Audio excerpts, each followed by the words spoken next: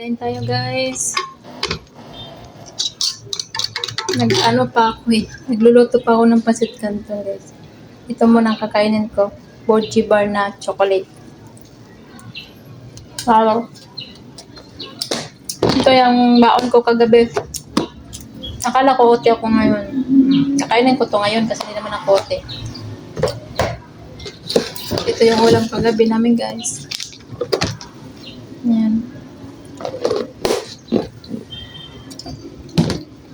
Kain muna tayo guys ha. Ito pa mainit. Kain.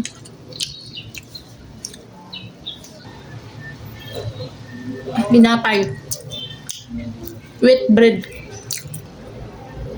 So, ito na ang pancit canton guys. Ang ating nilutong pancit canton.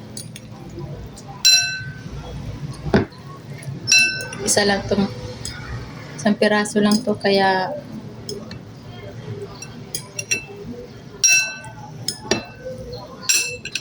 ito natin ipatong.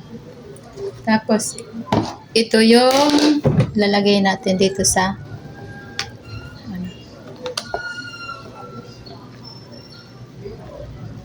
nakalimutan ko siya i-microwave doon sa trabaho namin. Meron kasi kami microwave.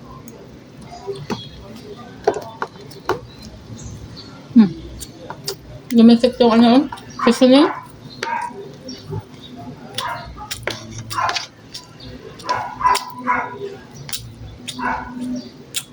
Bang mikro yung seasoning.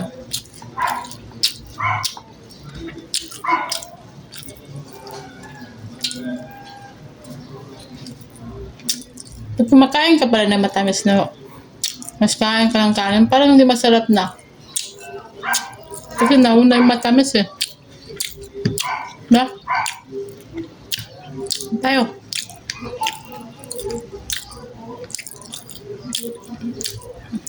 Ito pancit canton talaga yung dati namin kinakain nung nag-aaral ako.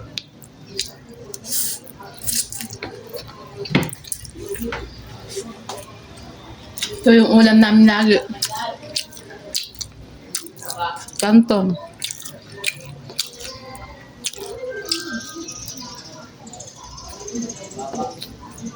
Nakakabili kami dati ng fried chicken, tag 10, tag 15. 15, malaki na yung tag 20 plus ngayon na ano, 15 lang yan. Yung tag 20 dati, na ngayon ay nasa 70 plus. Mura lang ang dati.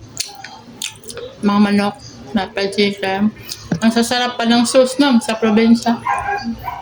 Gusto ko yung sauce na sa probinsya yung kasi. Basta, pwede mong ulamin yung sauce oh.